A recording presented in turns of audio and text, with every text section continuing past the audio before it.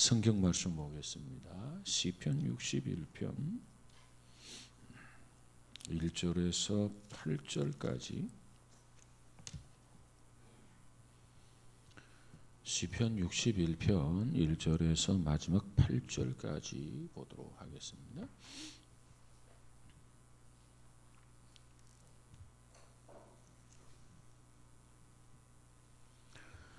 자, 우리 같이 봅니다. 1절에서부터 시작. 하나님이여, 나의 부르짖음을 들으시며 내 기도에 유의하소서.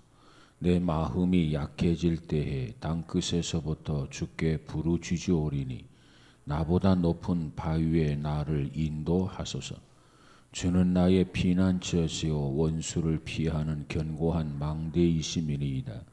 내가 영원히 주의 장막에 머물며 내가 주의 날개 아래로 피하리로다. 주 하나님이여, 주께서 나의 서원을 들으시고 주의 이름을 경외하는 자가 얻을 기업을 내게 주셨나이다. 주께서 왕에게 장소하게 하사 그의 나이가 여러 대에 미치게 하시리이다.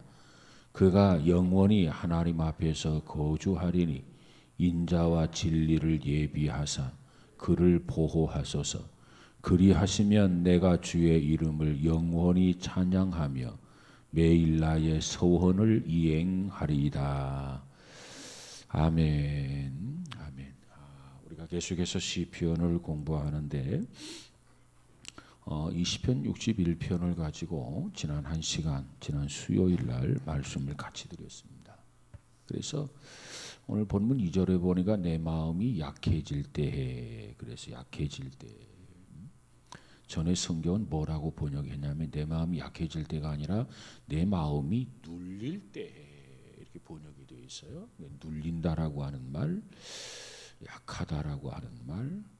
근데 어떻게 보면 눌릴 때가 더 정확한 번역이 아니었나 그렇게 보여지게 됩니다. 어쨌든 뭐 내 마음이 눌릴 때에, 내 마음이 한없이 약해질 때, 그래서 답답하고 어떤 위기를 당했을 때,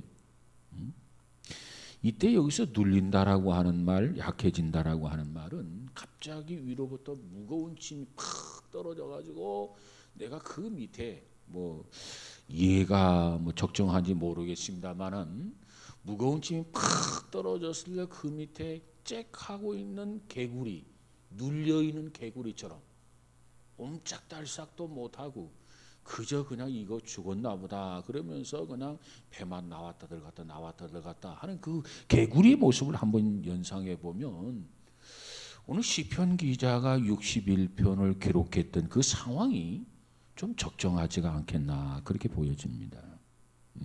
무거운 짐이 어느 날 갑자기 떨어져서 점점 서서히 나에게 어려움이 닥치고 환난이 오고 역경이 온 게 아니라 어느 날 갑자기 이 위기를 당했을 때 이 다윗은 어떻게 그 위기를 극복했는가? 그것을 안다면 오늘 우리들도 세상을 살아가면서 위기를 당하고 싶어서 위기를 당합니까? 그런데 예측이 가능한 위기는 그래도 우리가 감당할 수 있어요.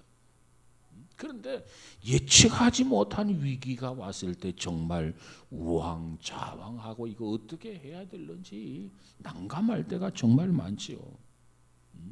그래서 오늘 이 다윗이 이처럼 오늘 갑자기 위기를 당했어요. 굉장히 어려움을 당했어요. 이때 이 다윗이 이 위기를, 이 어려움을 어떻게 극복해 나가는가, 그걸 보면서 우리들도 오늘 갑자기 당하는 어려움, 환난, 역경들을 다윗처럼 극복하고 이겨낼 수 있는 믿음의 사람이 다 되어지기를 주의 이름으로 축복합니다. 다윗이 한 나라의 왕이에요. 시편을 보면 다윗이 왕이 되기 전에 기록한 시편도 많지만 또 다윗이 왕이 되고 난 다음에 기록한 시편도 많아요. 그런데 61편 8절에 가서 6절에 가서 보면 주께서 왕에게 장수하게 하사, 이 내용을 보면 61편은 왕이 되고 난 이후에 기록된 시편이다. 우리가 이렇게 정리해 볼 수 있죠. 그러니까 한 나라의 왕이 되었어. 여러분, 한 나라의 대통령이 되었다거나 한 나라의 임금이 되었다거나 한 나라의 왕이 되었다거나 모든 것 자기 마음대로 할 수 있잖아요. 자기 계획대로 할 수 있잖아요.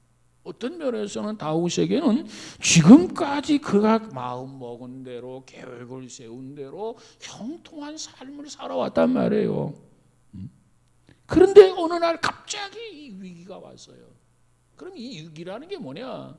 성서학자들이 말하기를 어느 날 갑자기 아들 압살롬이라고 하는 아들이 자기가 왕이 되겠다고 반역을 꾀하게 됩니다. 이 어처구니 없는 일을 다윗이 당하고 나서는 결국은 이 광야로 도망가지 않아요.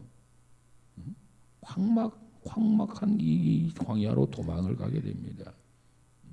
그래서 쓴 시가 61편인데 우리가 어떻게 보면 시편 61편은 절망적인 시이다 이렇게도 볼 수 있지만 그게 아니고 절망적 시가 아니고 좀 더 이 말씀을 묵상해 보면 이건 절망적 시가 아닙니다. 이건 희망적 시예요. 희망적 시.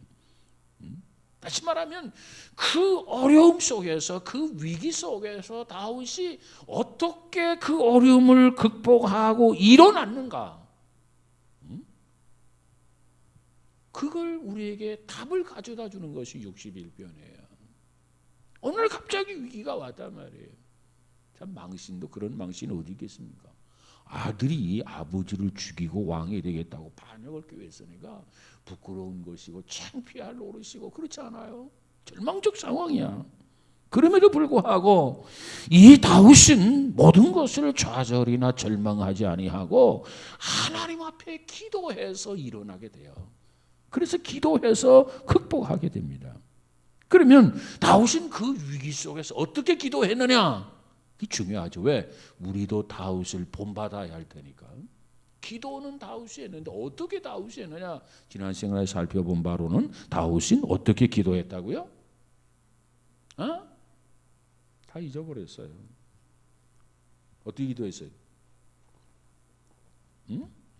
2절을 한번 볼까요? 2절 시작. 내 마음이 약해질 때에 땅끝에서부터 주께 부르짖으오니 나보다 높은 바위에 나를 인도하소서. 겸손하게 하나님 앞에 구하고 있다는 거예요. 겸손하게. 여기 보니까 뭐라고 말하고 있냐면 나보다 높은 바위에 나를 인도하소서. 자기도 바위는 바위야. 한 나라의 왕이니까. 그렇지 않아요? 그런데 자기보다 더 높은 바위, 그게 누구냐? 하나님을 말씀하는 거, 하나님. 사실 우리가 기도하는데 가장 큰 장애물이 뭐냐면 자기 교만입니다. 기도하는데 제일 큰 장애물이 교만이에요. 우리는 교만해서는 안 돼요. 겸손해야 돼, 겸손해야 돼. 그래야 기도가 돼요. 교만하면 기도도 안 돼요. 그 기도 해봤자 소용이 없어요. 어쩌면 다윗이 한 나라에 저 시골에 사는 농부가 아니에요. 저 어촌에 사는 어부가 아니야. 산골짜기에 사는 그런 농부가 아니야. 한 나라의 왕이야. 그렇다고 한다면 교만할 수도 있잖아요. 그러나 그 위기를 당했을 때 하나님이 도와주지 아니하면, 하나님이 날 구원해 주지 아니하면 나는 일어날 수 없다, 견딜 수 없다, 그런 믿음, 그런 확신, 그런 겸손한 마음 가지고 더 높은 바위라고 표현하고 있어. 더 높은 바위로 나 인도해달라. 이게 다윗의 겸손이에요. 하나님이 구원해 주셔야만 합니다. 하나님이 건져 주셔야만 합니다. 하나님이 붙들어 주셔야만 합니다. 그래야 내가 이 위기를 극복할 수 있습니다. 이 어려운 상황에서 벗어날 수 있습니다. 다윗이 이렇게 하나님 앞에 기도하고 있습니다.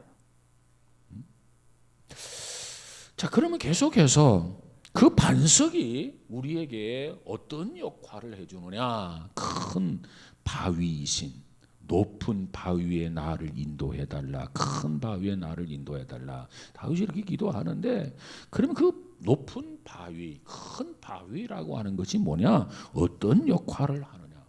다윗에게 어떻게 도움을 줄 수 있느냐?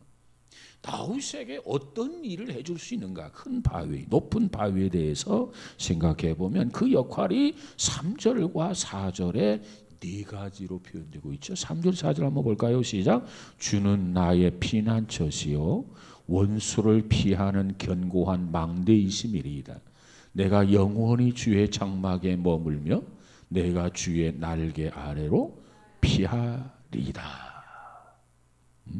자, 여기 보니까 이 높은 바위가 네 가지 은유를 써서 설명해 주고 있는데, 첫 번째로 바위는 우리들의 피난처가 되신다. 주는 나의 피난처시요, 피난처다. 그 다음에 두 번째로 이 바위는 뭐가 된다?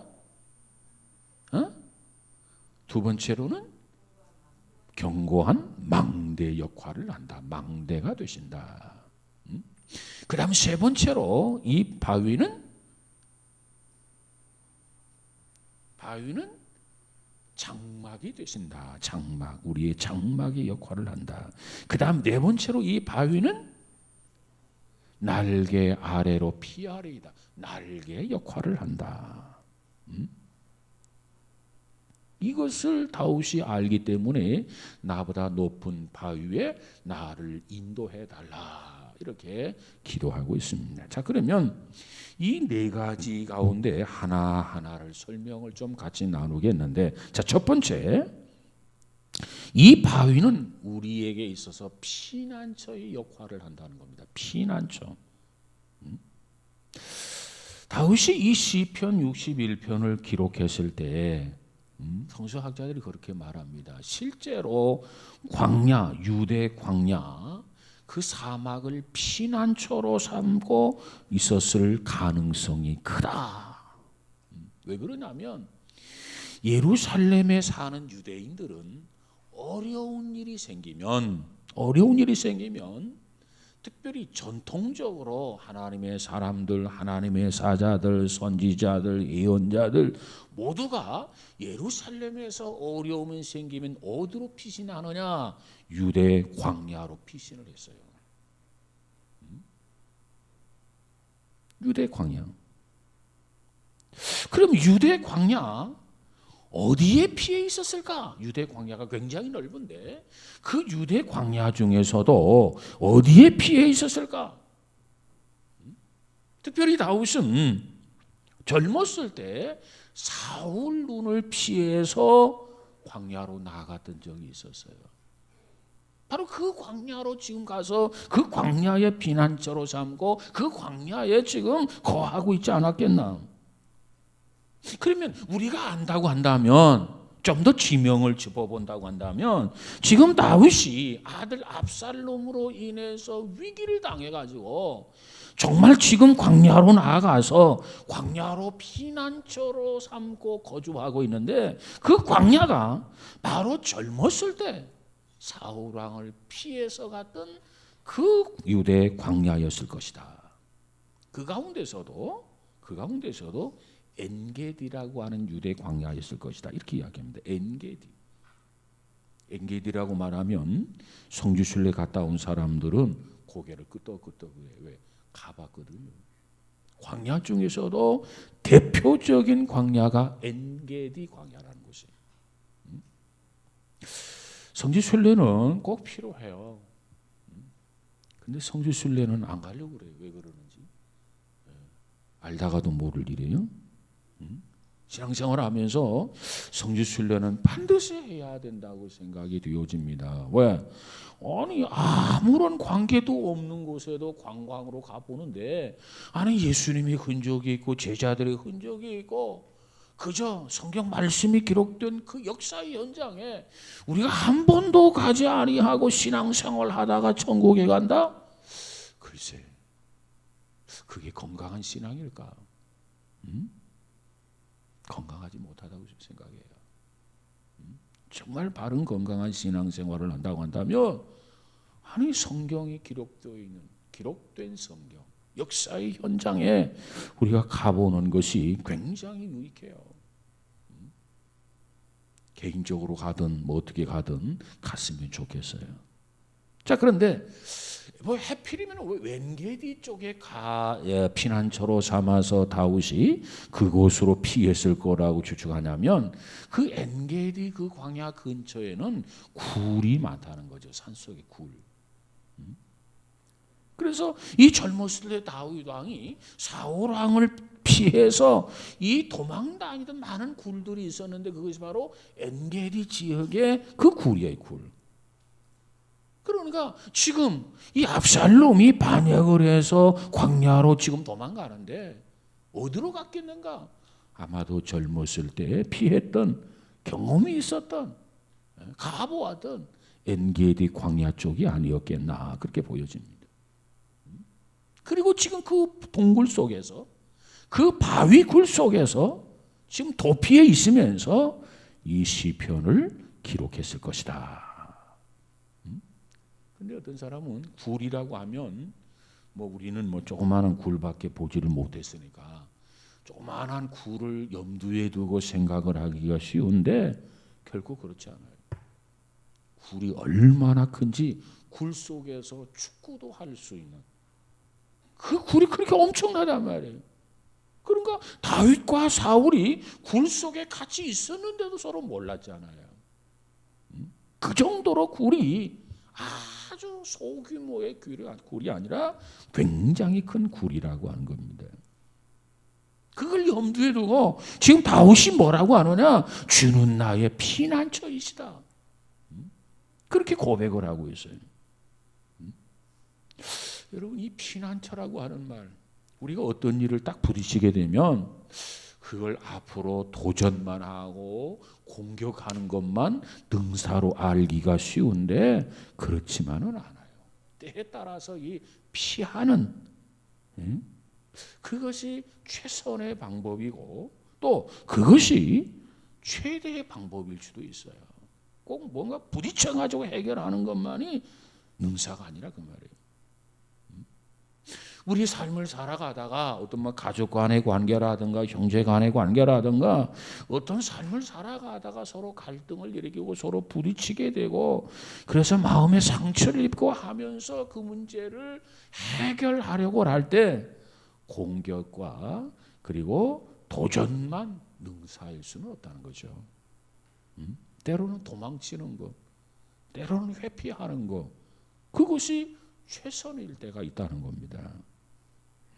다시 말하면 피난 가는 것이 가장 유익한 상황일 수도 있다는 거예요.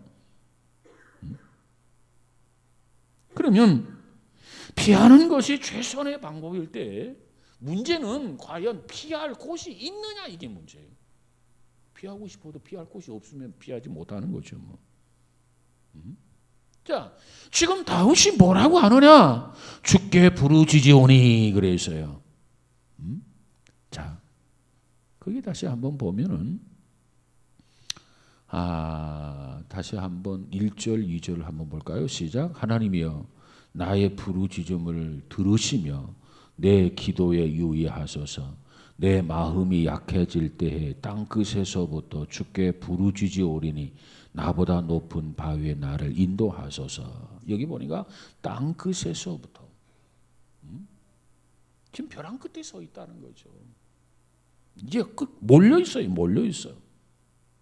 그런 위기 속에서 마지막 코너에 몰려 있을 때 정말 우리에게 피할 곳이 있느냐? 피할 곳이 없다면 그거 참 불행한 거죠. 그런데 그때 피할 곳이 있어야 돼. 여러분은 정말 피할 곳이 있으십니까? 여러분은 피할 곳을 준비하셨습니까? 종종 믿지 않는 사람들이 어려운 일이 생겼을 때 극단적 선택하는 걸 보죠. 피할 곳이 없는 거야. 정말 위기를 당했는데 정말로 어려움이 생겼는데 피할 곳이 없는 거야. 그러는가? 극단적 선택을 하는 거예요. 요즘은 뭐 예수 믿는 사람들도 참 이렇게 극단적 선택하는 사람들이 참 많아. 참 아주 안타까워요.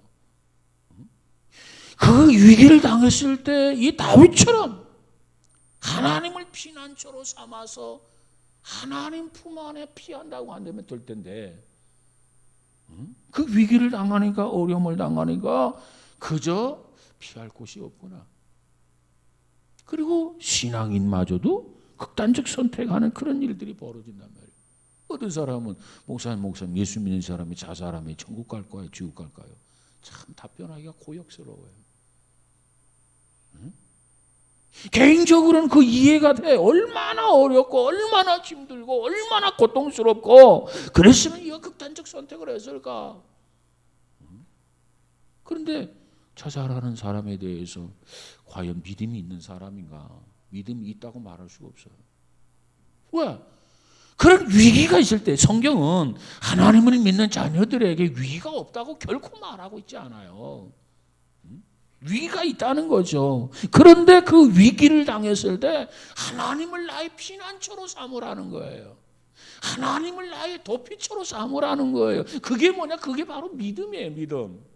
근데 그렇지 못하다고 한다면 그 사람을 놓고 믿음이 있는 사람이라 말할 수 있느냐? 저는 자신이 없어요.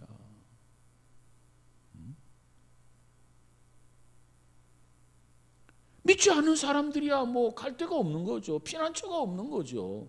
광야에 혼자 서 있는 거죠. 그러니까 극단적 선택을 하죠. 여러분도 세상을 살다 보면 정말 때에 따라서 벼랑 끝에 서 있는 그런 감정, 절망적인 상황, 그런 상황을 접할 때가 없지 않아 있을 겁니다. 그때 여러분의 입술에서 이런 고백이 나왔으면 좋겠어요. 나의 피난처가 되시는 하나님, 나를 지켜주소서. 다윗이 바로 그 기도를 한 거예요. 하나님은 나의 피난처가 되신다. 여러분, 피난처는 나를 지키시고 나를 보호해 주신다는 거 아니겠습니까?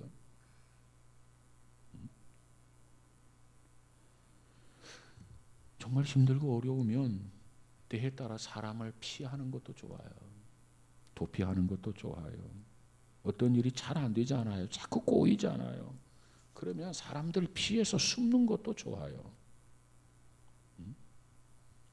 이사야서 26장 20절에 가서 보면 이사야 선지자를 통해서 이 백성들에게 이 말씀을 주셨어요. 뭐라고 하냐면 하나님의 진노하심이 지날 때까지 내 밀실로 들어가라.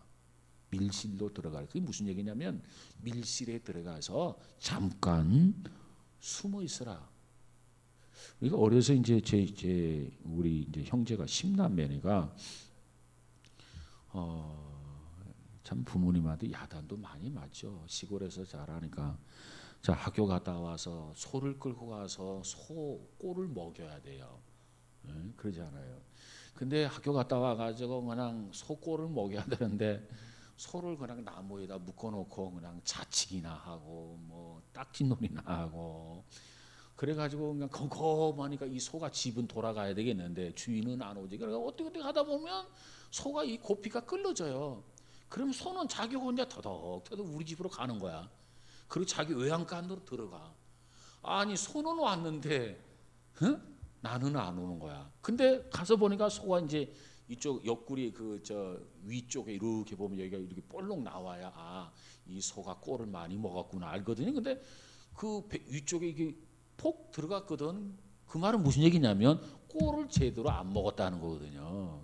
그러니까 어디서 이 소 매놓고 실컷 놀다가 이제 오는구나. 그래가지고 이제 집에 들어가면 부모님 눈치 보면서 들어가요. 야 이거 큰일 났다. 그리고 이제 가면 뭐 야단을 맞는 거지. 임자식 말이야. 소 꼴을 먹이라고 했더니 어디 가서 뭐 무슨 짓 하다가 이제 오느냐 막 야단을 맞고 참 그럴 때가 참 많았어요. 자우간 소나기가 오면 피하라고 그러잖아요.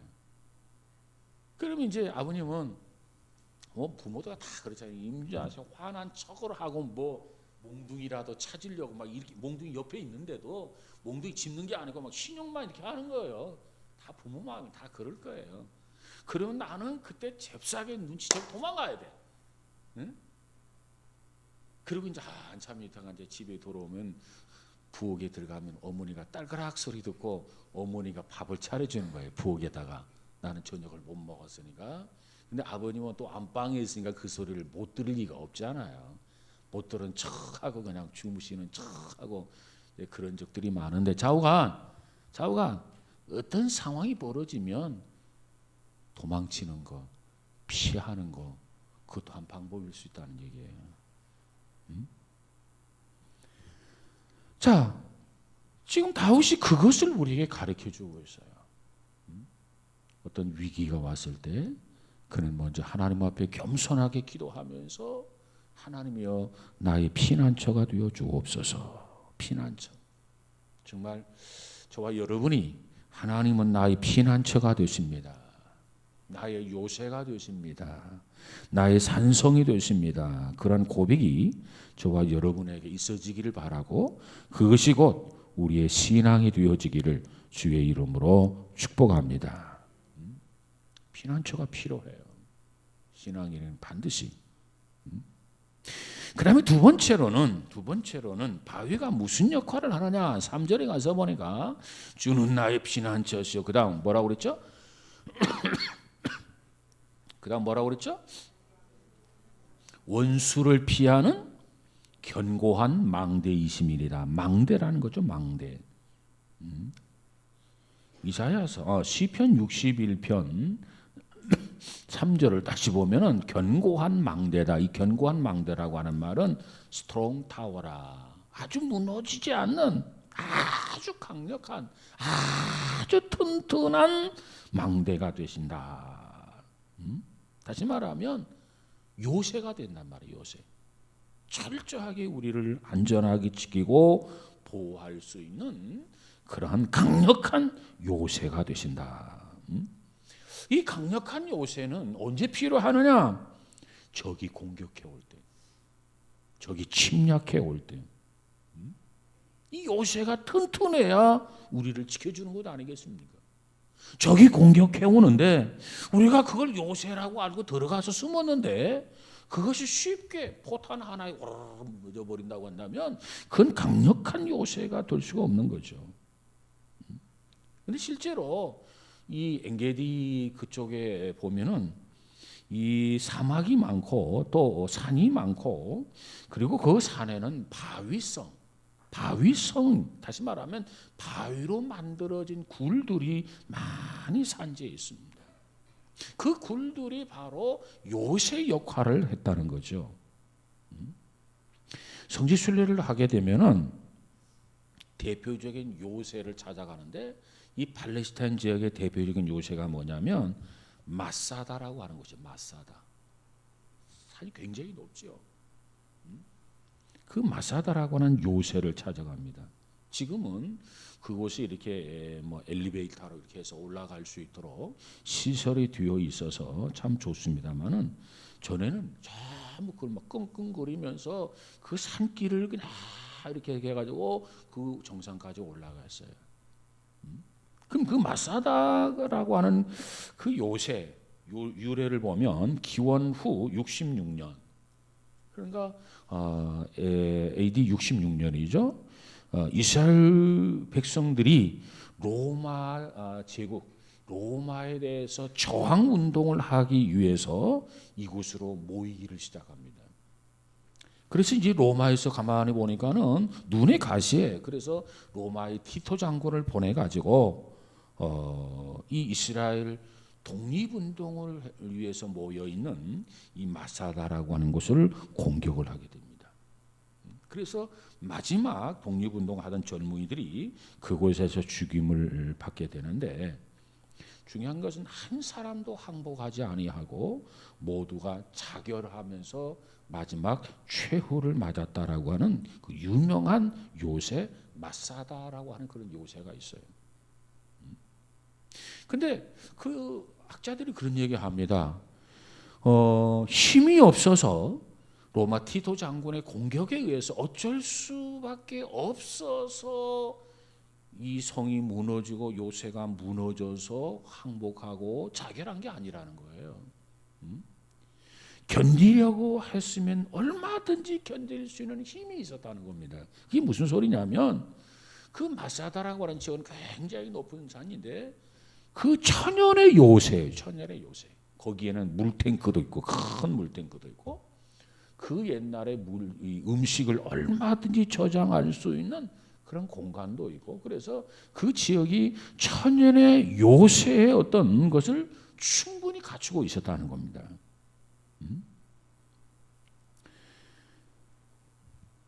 그런데 이런 지리적 배경을 안고 있는 것이 마사다인데 그 마사다 그 요새를 배경으로 해서 기록된 시편이 182편이다. 그래서 뭐라고 하냐면 그 182편에 나의 요새시요 나의 산성이시요 나의 망대이시요 원수로부터 가장 안전하게 우리를 지킬 수 있는 그 망대, 그 마사다를 염두에 두고 이 시편을 기록했다는 겁니다. 그러면 이 망대는 무엇을 염두에 두느냐? 이 망대는 무엇의 그림자냐? 이것은 바로 예수 그리스도. 하나님이 나를 지켜주시는, 그러니까 아무도 나를 지켜줄 수 없을 때, 아무도 나를 변론해 줄 수 없을 때 나의 신실한 변호사가 되고 내 생애를 끝까지 지켜주시는 유일하신 하나님, 그 하나님만이 나의 피난처가 되시고 나의 요새가 되신다. 그런 고백을 하게 되었다라고 하는 거죠. 그래서 이 망대는 우리를 얼마든지 지켜줄 수 있는 정말 안전한 요새다. 그래서 이 바위는 우리의 망대 역할을 하고 있다. 다윗은 그걸 염두에 두고 지금 기도하고 있습니다. 그 다음 세 번째는 4절에 가서 보니까 뭐라고 말씀하고 있느냐? 내가 영원히 주의 장막에 머물러. 이 바위를 뭐라고 표현하고 있냐면 장막이다. 이 바위 안에서 직접 저들은 생활을 했어요. 삶을 살았단 말이죠.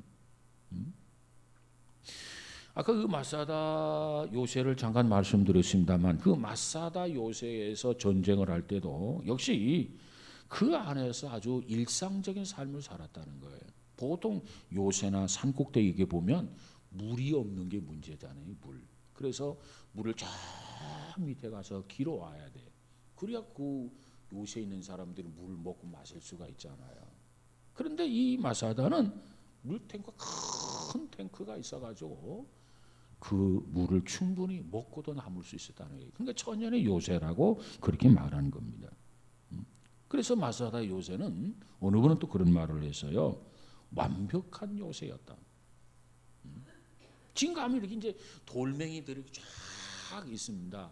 천정은 없어졌죠. 세월이 벌써 오래되다 보니까. 근데 그런 것들을 보면서 역사학자들이 뭘 설명하냐면 여기는 식당이었다. 식당.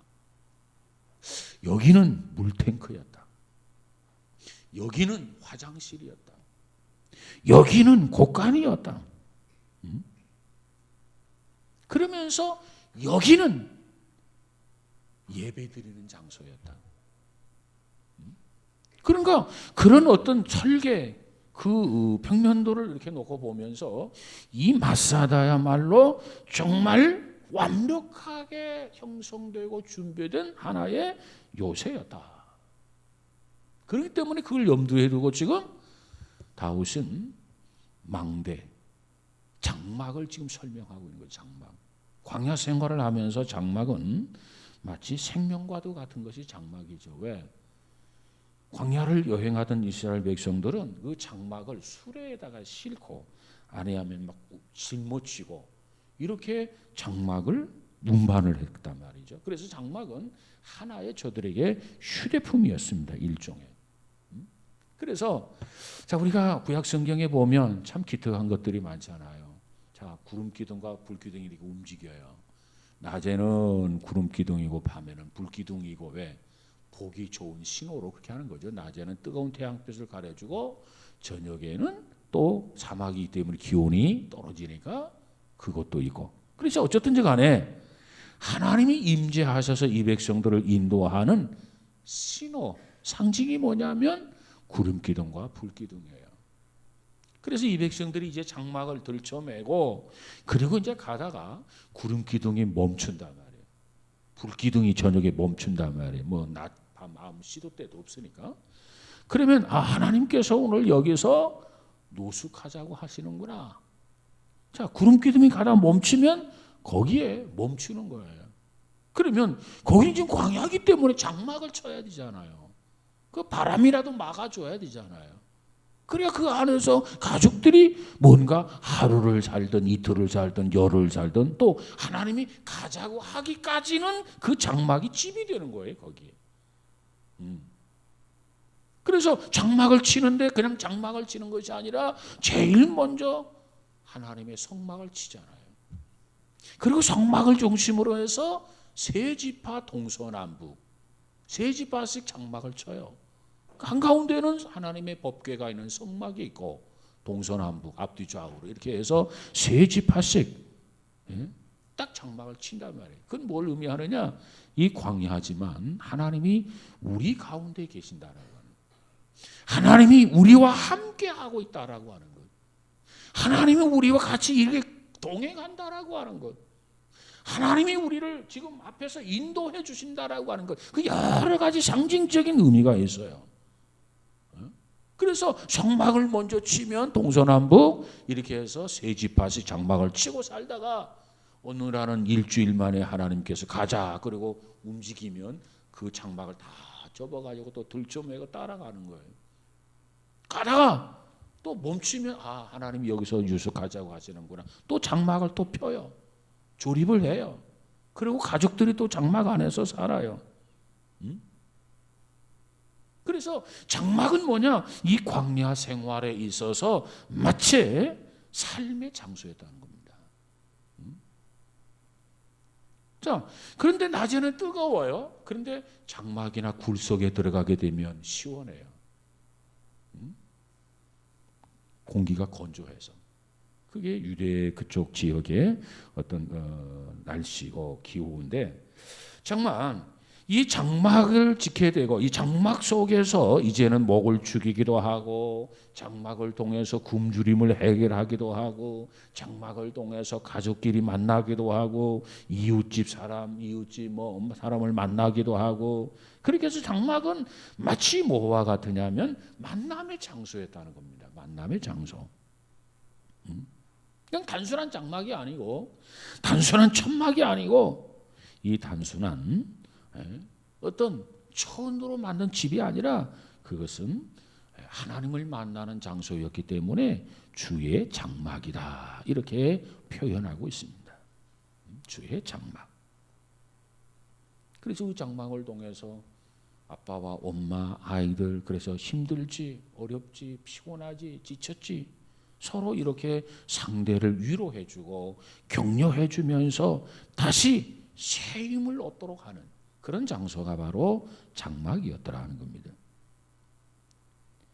그런데 중요한 것은 우리가 성경에 보면 장막이라고 하는 말이 나오는가 하면은 때에 따라서 회막이라고 하는 말이 나오기도 해요. 회막.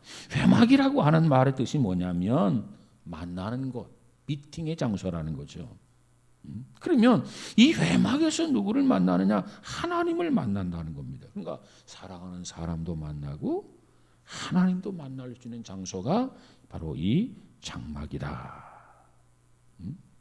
그래서 요한복음 1장 14절에 가서 보면 성육신의 진리를 설명해 줍니다. 거기에 보면 9절에 가서 보면 거한다라고 하는 말이 나와요. 거한다. 이 거한다라고 하는 의미가 뭐냐면 장막을 침해 하나님이 찾아오시고 우리가 그 하나님을 장막 안에서 만난다. 다시 거한다. 그래서 때에 따라서 회막이라 이렇게 사용하기도 했습니다. 그러니까 저들이 광야를 걷다가 얼마나 힘들겠습니까? 때로는 지치겠죠. 때로는 병이 났을런지도 몰라. 그런데 장막 안에 들어가서 물도 마시고 굶주림도 해결하지만은 참으로 중요한 것은 그 장막 안에 주님이 우리를 기다리고 계시고 그리고 우리를 격려해 주시고 우리를 위로해 주시는 그와 같은 주님이시다. 그것을 다윗은 지금 설명해 주고 있는 거예요. 바위가 되신 큰 바위가 되시는 높은 바위가 되시는 그분은 우리의 장막이시다. 장막에 머물러 계시다. 그래서 그곳에서 주님을 만나고 새 힘을 얻는 그러한 은혜를 우리에게 베풀어 주신다라고 하는 거죠. 그래서 이와 같이 다윗은 이 바위에 대해서, 높은 바위에 대해서, 높은 바위라고 하는 것은 하나님이라고 말씀드렸어요. 우리의 피난처가 되시고 우리의 망대가 되시고 우리의 장막이 되시는 그와 같은 하나님이시다. 그리고 마지막에는 뭐라고 그랬다고요? 날개 아래로 피하리이다. 날개가 되신다. 이렇게 말씀하고 있는데 오늘은 여기까지만 하도록 하겠습니다. 나의 장막이 되신 하나님. 여러분 이 장막에서 꼭 하나님을 만나고 새 힘을 얻을 수 있는 우리 모두가 다 되어지기를 주의 이름으로 축복합니다. 기도합시다. 거룩하신 하나님 감사합니다. 주님께서는 험한 세상 속에 사는 우리들에게 있어서 무엇보다도 참으로 피난처가 되시고 뿐만 아니라 우리의 망대가 되시고 우리의 장막이 되어 주시는 줄로 믿습니다. 참 세상 어렵고 힘들고 고통스러울 때 하나님만이 나의 피난처가 되십니다. 하나님 앞에 피할 수 있는 지혜로운 성도들 되어지게 하옵소서. 하나님만이 망대이십니다. 견고한 망대, 무너지지 않는 망대, 완벽한 망대, 그 하나님의 보호받으며 살아가는 우리 성도 되어지게 하옵소서. 뿐만 아니라 장막 되시는 하나님을 만남으로 말미암아서 우리가 물도 마시고 굶주림도 해결하지만 정말 그 하나님을 만남으로 말미암아서 새로운 은혜와 은총을 입을 수 있는 귀한 성도들이 되어지게 하옵소서. 이스라엘 민족의 광야를 40년 동안 성공적인 삶을 살 수 있었던 것은 바로 이와 같이 필요에 따라서 피난처가 되셨고 때에 따라서 망대가 되셨고 때에 따라 장막이 되셨기 까닭에 이 백성들이 요단강을 건너서 가나안까지 들어갈 수 있게 된 줄로 믿습니다. 우리도 험한 세상이지만 이 광야 생활을 극복하고 승리함으로 우리도 하나님께 영광을 돌리는 귀한 성도들이 다 되어지게 하옵소서. 위기를 당할 때마다 다윗을 생각하고 다윗처럼 하나님을 의지하고 다윗처럼 하나님 앞에 기도해서 절망의 자리에서 일어나게 하시고 극복하고 승리할 수 있는 우리 모두가 되어지게 하옵소서. 성령이여 친히 역사하시고 친히 도와주시옵소서. 예수님 이름으로 기도하옵나이다. 아멘.